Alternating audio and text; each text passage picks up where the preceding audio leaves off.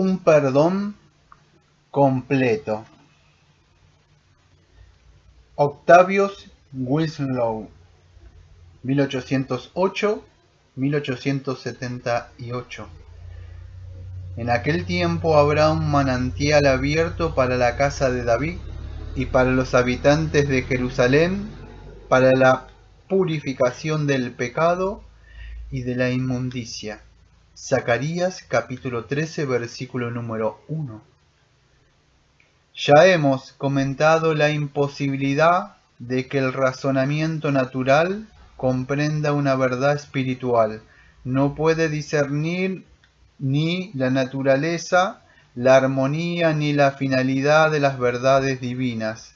Esta inhabilidad no se debe a la deficiencia de capacidad mental ni a lo difícil que es comprender la revelación, porque el intelecto más débil, cuando es iluminado y santificado por el Espíritu de Dios, puede captar la doctrina más profunda en el gran sistema de la teología.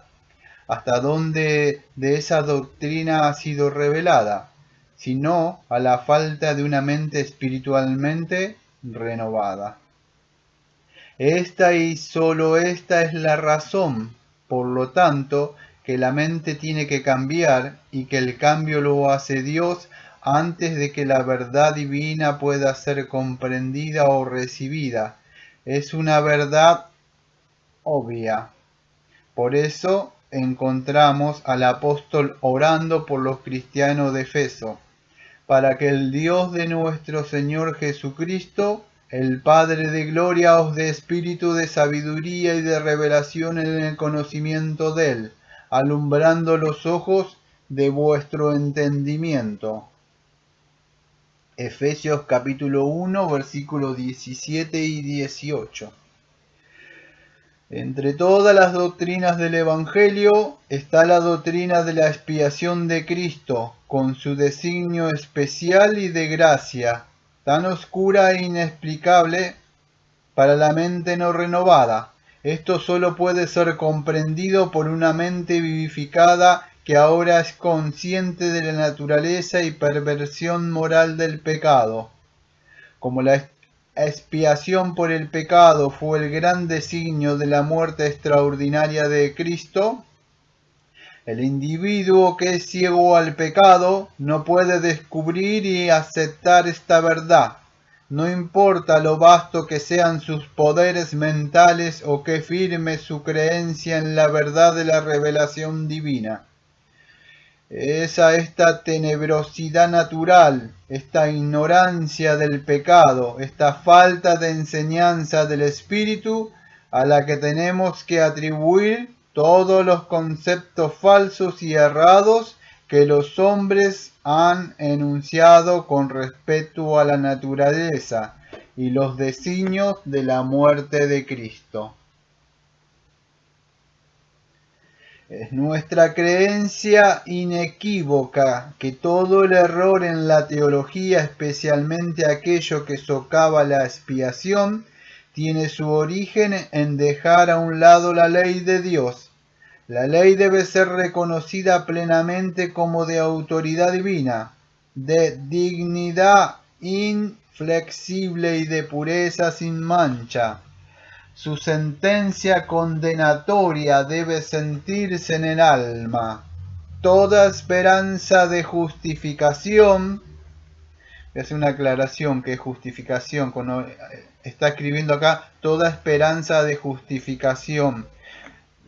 La justificación es un acto de la gracia gratuita de Dios, por medio de la cual Él perdona nuestros pecados y nos acepta como justos delante de Él, por la justicia de Cristo imputada a nosotros y recibida solo por fe. Del Catecismo de Charles Spurgeon, pregunta número 32. Sigo lecturando. Debe sentirse en el alma toda esperanza de justificación. Debe ser arrasada por una mera obediencia y el pecador colocado delante del pleno ardor de sus terrores. entonces verá la necesidad absoluta de una expiación.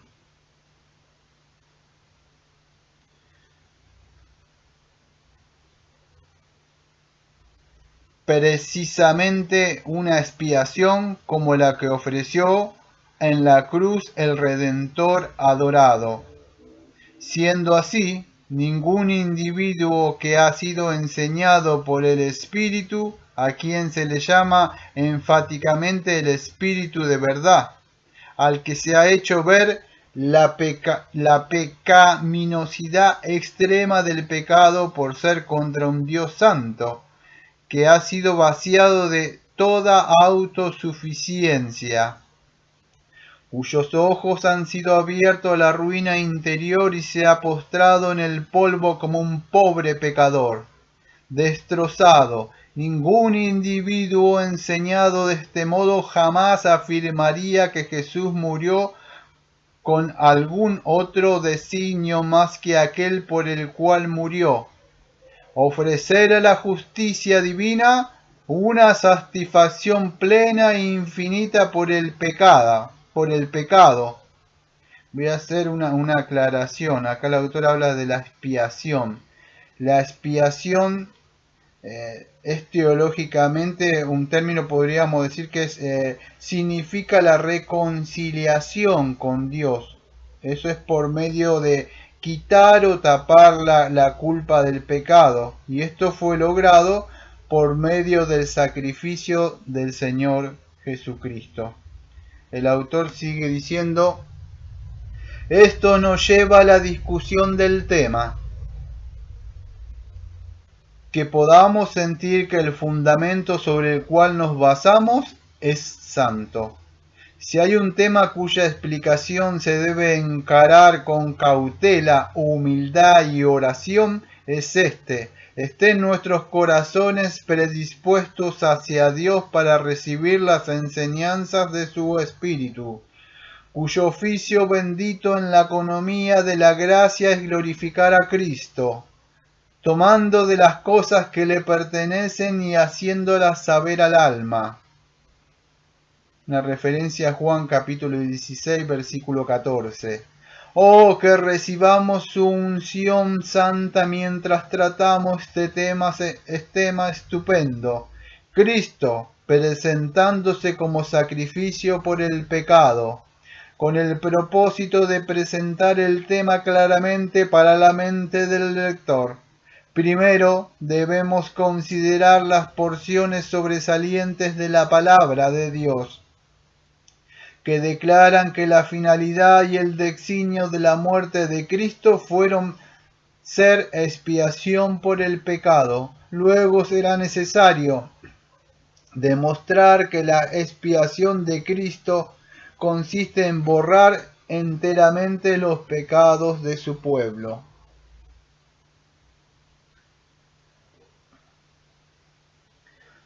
La palabra de Dios, la única regla de fe y práctica, representa clara e invariablemente la muerte de Jesús como un sacrificio y el designio especial y de gracia de este sacrificio, una expiación por el pecado.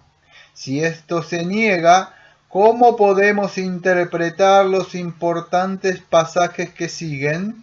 Mas el herido fue por nuestras rebeliones, molido por nuestros pecados. El castigo de nuestra paz fue sobre él, y por su llaga fuimos nosotros curados.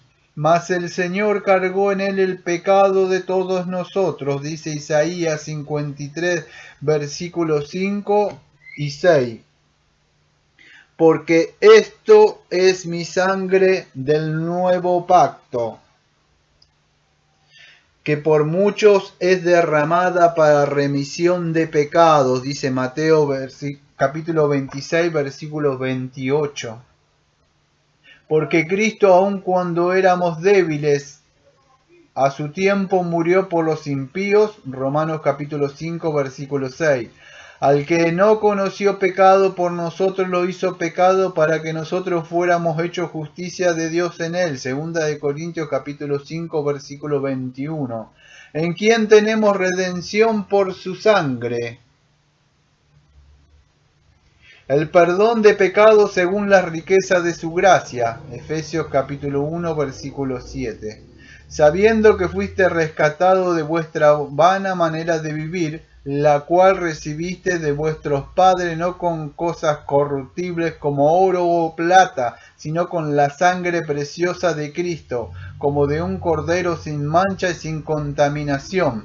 Primera de Pedro capítulo 1, versículos 18 y 19. Porque si la sangre de los toros y de los machos cabríos y las cenizas de las becerras rociadas a los inmundos santifican para la purificación de la carne, cuánto más la sangre de Cristo, el cual mediante el Espíritu eterno se ofreció a sí mismo sin mancha a Dios, limpiará vuestras conciencias de obras muertas para que sirváis al Dios vivo. Hebreos capítulo 9, versículos 13 y 14. En esto consiste el amor, no en que nosotros hayamos amado a Dios, sino que Él nos amó a nosotros y envió a su Hijo en propiciación por nuestros pecados. Primera de Juan capítulo 4, versículo 10. Cuán ininteligibles son estas declaraciones de la palabra de Dios si no las consideramos como afirmaciones de la gran doctrina que estamos considerando. No se aparte el lector de la palabra de Dios si no cree en la doctrina de los sufrimientos vicarios de Cristo. Tenga cuidado cómo maneja estas serias declaraciones. ¿Confirman la doctrina de la expiación o no significan nada? No tienen ningún significado si se interpretan de otra manera. Volvamos a las asombrosas expresiones: herido por nuestras rebeliones, molido por nuestros pecados, cargó en él el pecado de todos nosotros. Mi sangre, derramada para remisión de los pecados, murió por los impíos, lo hizo pecado, en quien tenemos redención por su sangre, el perdón de pecados, propiciación por nuestros pecados. ¿Qué vemos aquí? Sino la sangre expiatoria, la satisfacción total, el que llevó el pecado, el garante, el sustituto. ¿Y cómo explicamos los sufrimientos de Cristo que fueron intensos y misteriosos si no lo hacemos sobre la base de su carácter vicario? Esos sufrimientos fueron extremadamente intensos. Hay en ellos una severidad que, si no fuera por los requerimientos de la justicia divina, serían totalmente incomprensibles. Cielo, tierra e infierno, todos conspiraron en su contra. Repasemos su historia rica en experiencias. Tomemos nota de cada paso que pasó desde Belén hasta el Calvario. ¿Qué aprendemos de sus sufrimientos, sino que fueron tremendísimos y sumamente intensos? Sus enemigos, como perros entrenados para la guerra, arremetieron contra él. Aun los que profesaban ser sus seguidores se quedaron paralizados ante lo que le estaba pasando a su Señor. Uno lo traicionó, otro lo negó, y todos en su hora más extrema lo abandonaron.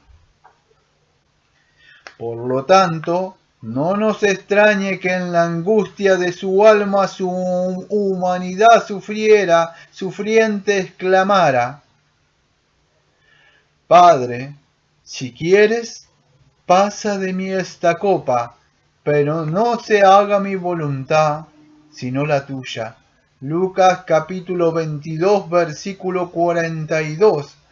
En aquel instante terrible, todas las fuerzas de la ira de Dios por los pecados de su pueblo, se desataron contra él. El Padre, el último recurso de consuelo, apartó su rostro y lo privó de su reconfortante presencia. En la cruz, bebiendo las últimas gotas de la copa de sus sufrimientos, cumplió la profecía que se refería a él. He pisado yo solo el lagar, y de los pueblos nadie había conmigo. Isaías capítulo 63, versículo 3. Sus sufrimientos también fueron misteriosos. ¿Por qué un ser santo inofensivo cuya vida entera había sido un acto de bien sin paralelos tenía que ser condenado a una persecución tan grave, a sufrimientos tan agudos y a una muerte tan dolorosa e ignominiosa? Avergüéncese por este relato el que niega la expiación. La doctrina de un sacrificio vicario lo explica todo y presenta la clave del misterio. Al que no conoció pecado, por nosotros lo hizo pecado, para que nosotros fuésemos hechos justicia de Dios en él. Segunda de Corintios capítulo 5 versículos 21. Cristo nos redimió de la maldición de la ley, hecho por nosotros maldición. Gálatas capítulo 3 versículo 13. Todo el misterio ha desaparecido, por nosotros lo hizo pecado. Fue hecho por nosotros maldición, cargó con el pecado y consecuentemente con la pena del pecado. Lector cristiano, si tuviéramos que cargar con nuestros pecados, tendríamos que pagar solo el castigo por ellos. Pero Jesús tomó sobre sí nuestros pecados. Para esto fue partícipe del pacto de redención. Algunos utilizan este pacto de redención como lo define acá el escritor, o sea, para describir ese propósito eterno de redención que existió entre el Padre, que el Padre le determina darle a un pueblo y un reino al Señor Jesucristo, a su Hijo. Y Dios, o sea, el Hijo, el Señor Jesucristo, coincide en lograr este propósito por medio de su vida, muerte y resurrección. Eso es lo que está diciendo acá el autor al escribir esto.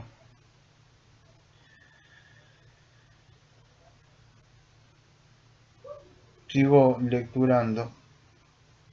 Si tuviéramos que cargar con nuestros pecados, tendríamos que pagar solo el castigo por ellos, pero Jesús tomó sobre sí nuestros pecados. Para esto fue partícipe del pacto de redención. Para esto asumió nuestra naturaleza, para esto sufrió en el Getsemaní, para esto la ley de Dios lo condenó a la pena máxima, y para esto la justicia de Dios lo hizo pagar esa pena de muerte. ¡Oh, cuánta verdad hay en esto! El Hijo de Dios ofreciéndose como sacrificio por el pecado. El que no conocía pecado, que era santo, inofensivo y puro, sin un pensamiento malo en su corazón, aún así fue hecho pecado u ofrenda por el pecado. Oh, la enormidad de este pensamiento, de no haberlo declarado el mismo Dios, no hubiéramos podido creerlo. Aun si lo hubiera anunciado la trompeta de un ángel, Dios mismo lo proclamó, y porque lo hizo, lo creemos. Solo Dios lo puede escribir en el corazón. Oh, tú bendito y adorado Emmanuel. ¿Fue esta la finalidad y el designio de tus sufrimientos intensos y misteriosos? ¿Fue que tenías que obtener carga con el pecado, sufrir la maldición y humillarte en la muerte para que yo fuera libre? ¿Fue todo esto en mi lugar y por mí? Oh amor sin paralelos, oh gracia infinita y gratuita, que Dios encarnara, que el santo cargara con el pecado de tal manera que fuera objeto de la justicia más severa, como si él mismo fuera el pecador, que tuviera que vaciar la copa, ofrecer su espalda para ser flagelado, soportar la vergüenza y los esputos, y por último ser crucificado en la cruz y derramar la última gota de su sangre preciosa. Y todo esto por mí, un rebelde, por mí, un gusano, por mí, el primero de los pecadores. Asómbrate, oh cielos, maravíllate, oh tierra, ¿hubo alguna vez un amor semejante a este? Corresponde ahora demostrar por medio de la palabra de Dios que la expiación del bendito Redentor fue para borrar plena y completamente los pecados del creyente. Necesitamos detenernos para reflexionar en la enorme importancia de esta verdad. Necesitamos mencionar cuán estrechamente depende de Cristo la paz, la santificación y la gloria eterna del pecador. No se conforme el lector con un conocimiento superficial de la verdad de que Cristo hizo expiación por el pecado. Uno puede creerlo y no obstante no disfrutar de la bendición, paz y santificación de este hecho. ¿Por qué? Porque no profundiza plenamente lo que es vivir la verdad por experiencia. Podríamos decir también que sus conceptos del pecado son superficiales y no considera su enorme pecaminosidad. Los conceptos profundos del pecado siempre resultarán en conceptos profundos del sacrificio por el pecado. A un conocimiento inadecuado del pecado, un conocimiento inadecuado de Cristo, a un concepto despreciable del yo, un concepto elevado de Cristo. Por lo tanto, no nos conformemos con tratar superficialmente esta verdad maravillosa. Quiera Dios que el Espíritu Eterno guiarnos ahora a profundizarla. Antes de considerar lo completo de la expiación de Cristo, sería bueno dar un vistazo a la base o causa por que fue tan completa. Esto nace de la dignidad infinita de su persona, su deidad, constituye la base de su obra perfecta, garantiza, por así decirlo, el resultado glorioso de su expiación. Fue esto lo que dio perfección y virtud a su expiación. Fue esto lo que hizo que su sangre fuera eficaz para perdonar el pecado y para la justicia, de modo que él logró una justificación completa del alma. Toda su obra hubiera sido incompleta sin su deidad. Ningún salvador creado, ese sueño de los socinianos, acá cuando se refiere a los socinianos, eran los seguidores de un tal Socinio, que él rechazaba la deidad del Señor Jesucristo, y también rechazaba la Trinidad y rechazaba el pecado original. Y esto influenció después al desarrollo de la teología unitaria que existe en el día de hoy.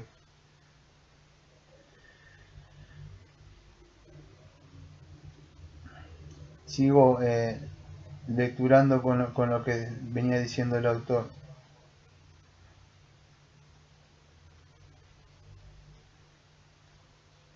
Antes de considerar lo completo de la expiación de Cristo, sería bueno dar un vistazo a la base o causa por la cual fue tan completa.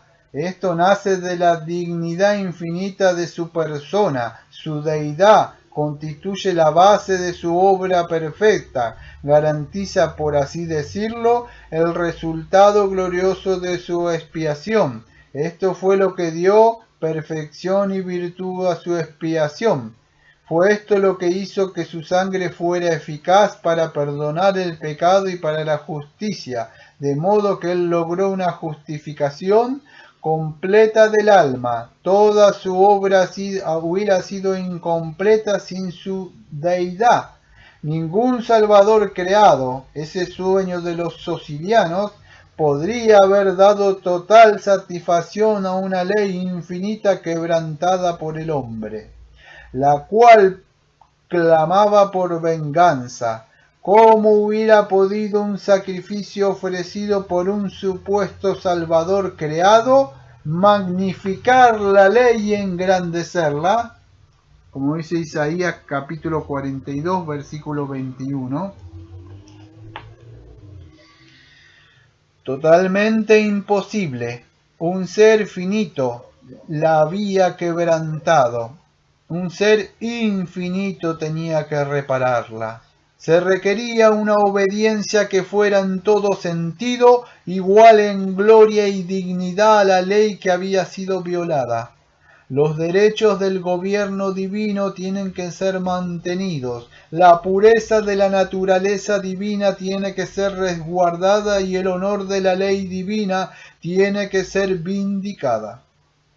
Para lograrlo, Dios mismo tiene que hacerse carne. Para realizar esto totalmente, el Dios encarnado tiene que morir. Oh profundidad de sabiduría y de la gracia, oh amor infinito, amor inmenso, amor gratuito, sellada como lo está la obra de Cristo, con la gloria infinita y dignidad de su deidad. No será tarea fácil ni agradable considerar su perfección, como se nota, primero, cuando borró por completo todo pecado, y segundo, cuando logró la justificación completa de la persona. El perdón de los pecados del creyente es un perdón completo. Es el perdón completo de todos sus pecados. No sería ningún perdón si no hubiera un perdón completo.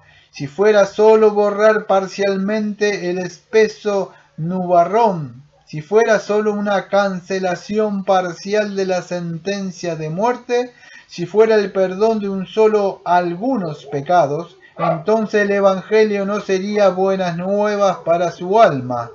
La ley de Dios lo ha declarado culpable de una violación total. La justicia de Dios demanda una satisfacción equivalente a la enormidad de los pecados cometidos, y que la culpa en la que incurrió. El Espíritu lo ha convencido de su total impotencia, su completa bancarrota.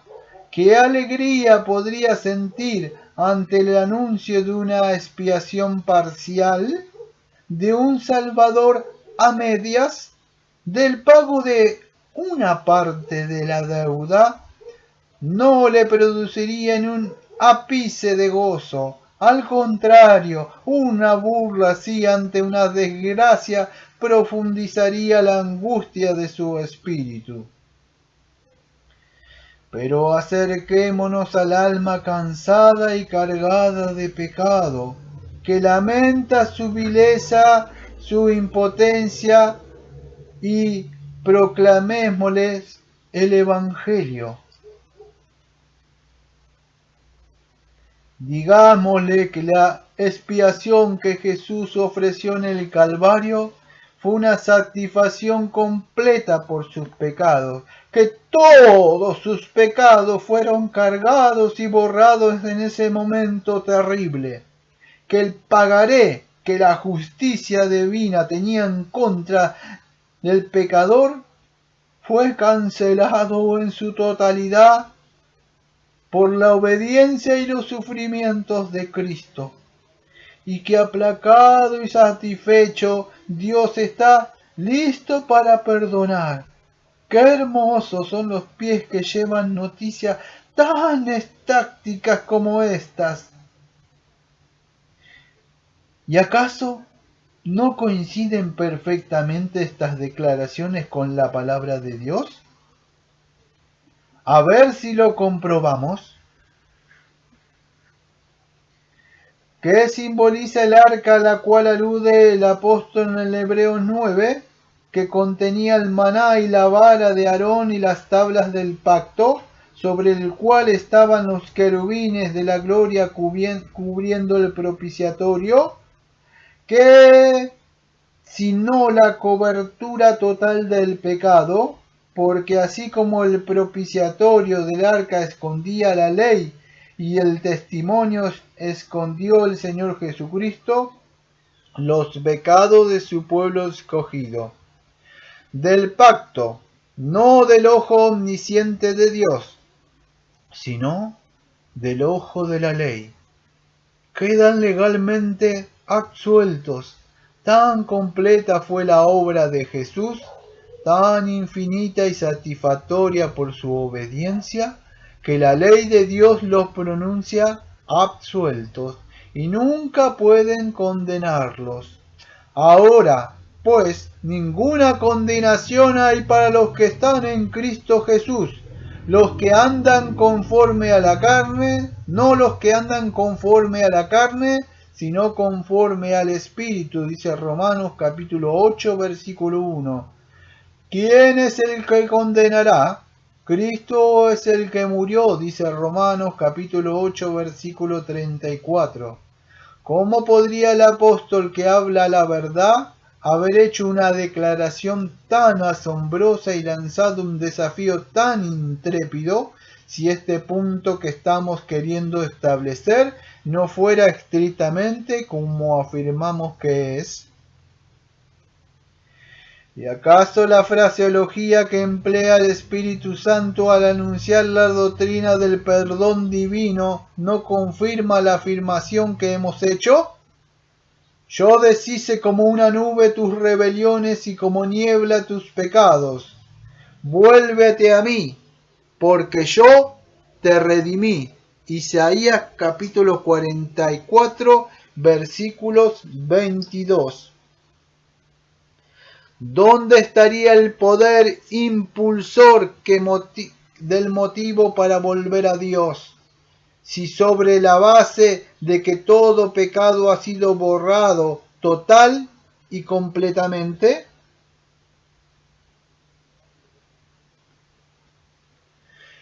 Esto somete, vence y reconquista al Hijo descarriado de Dios.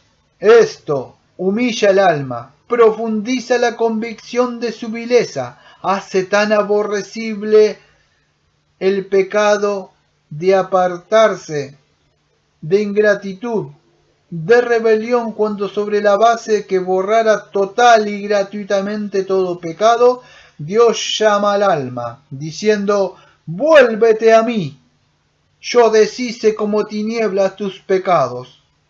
Por lo tanto, regresa. Aunque has ido tras otros amantes, aunque te has apartado de mí, olvidándome y abandonándome, yo deshice como una nube tus rebeliones. Vuélvete a mí, porque yo te redimí. También en aquellos días y en aquel tiempo, dice el Señor, la maldad de Israel será buscada y no aparecerá, y los pecados de Judá no se hallarán. Jeremías 50, versículo 20. Él volverá a tener misericordia de nosotros, sepultará nuestras iniquidades y echará en lo profundo del mar todos nuestros pecados, dice Miqueas capítulo 7, versículo 19. ¿Qué verdad asombrosa contienen estos dos pasajes? El primero declara que si una buscara la iniquidad de Israel y el pecado de Judá, no lo encontraría. Tan completo habían sido borrados, tan gloriosa fue la obra de Jesús, tan perfecta su obediencia, que si la ley de Dios los buscara, ¿y acaso habrá un lugar que no puede penetrar? No los podría encontrar. El segundo declara que tan insondablemente en la profundidad de ese mar de sangre expiatoria que Cristo derramó, que en ella fueron arrojados para nunca volver a aparecer todos los pecados del creyente. Es así que el alma temblorosa puede clamar: mas a ti te agradó librar mi vida del hoyo de corrupción, porque echaste tras tus espaldas todos mis pecados, dice Isaías 38, versículos 17. ¿Y quién puede leer sin profunda emoción estas conmovedoras declaraciones del Dios del cielo, reprendiendo con suavidad a su pueblo errante, pero amado, dice el Señor, y los limpiaré de toda su maldad con que pecaron contra mí, y perdonaré todos sus pecados que contra mí pecaron, y con que contra mí se rebelaron, dice Jeremías capítulo 33, versículo 8. Porque como la altura de los cielos sobre la tierra, engrandeció su misericordia sobre los que le temen. Cuando está lejos del el oriente del occidente, hizo alejar de nosotros nuestras rebeliones, dice Salmo 103, versículos 11 y 12. Levanten sus ojos ustedes santos de Dios que están desconsolados por el temor a la condenación. Vean todos sus pecados cargados a la cuenta de su garante soberano. Sí, véanlo todos cargados sobre él como un sustituto. Véanlo llevándoselos, hundiéndolos en el océano de su sangre, echándoselos sobre sus espaldas. Levanten la vista y regocíjense. No dejen que el resabio del pecado, los restos de corrupción humana, le cause que pasen por alto esta verdad maravillosa.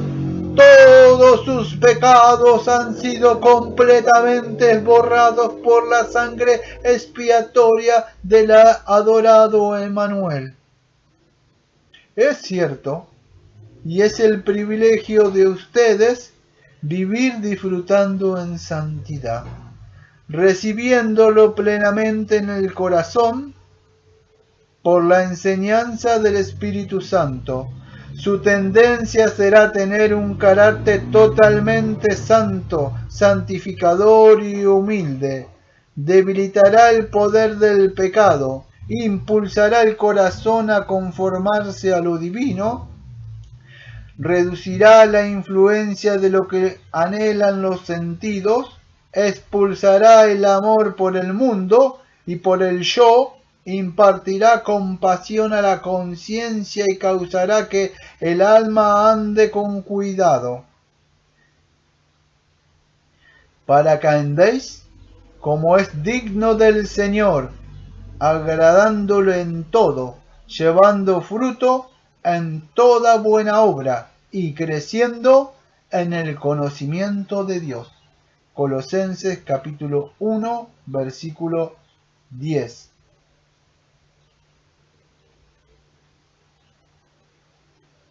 Tomado de un escrito de Octavio Winslow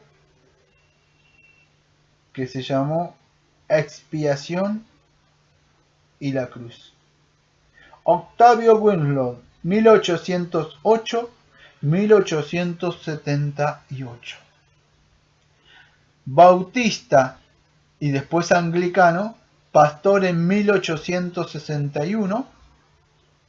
Predicó en la apertura del tabernáculo de Charles Spurgeon en Londres, nacido en Inglaterra. Voy a hacer una aclaración cuando habla Octavio Wilson ahí sobre lo que es un garante, refiriéndose al Señor Jesucristo. Un garante es alguien que se compromete, está comprometido, se compromete, hablando de Cristo, y él está obligado a hacer algo por otro. Esta definición es también no de Octavio Wilson, sino es una definición de Thomas Godwin, la que estoy leyendo ahora. Vuelvo a repetir, Thomas Godwin dice sobre un garante, es que alguien que se compromete y está obligado a hacer algo por otro, como pagar una deuda por él o ponerlo a salvo en un lugar o algo similar. De modo que si saldó la deuda que tenía el otro o cumplió su obligación, entonces se da por pagada la deuda del otro o cumplida su obligación.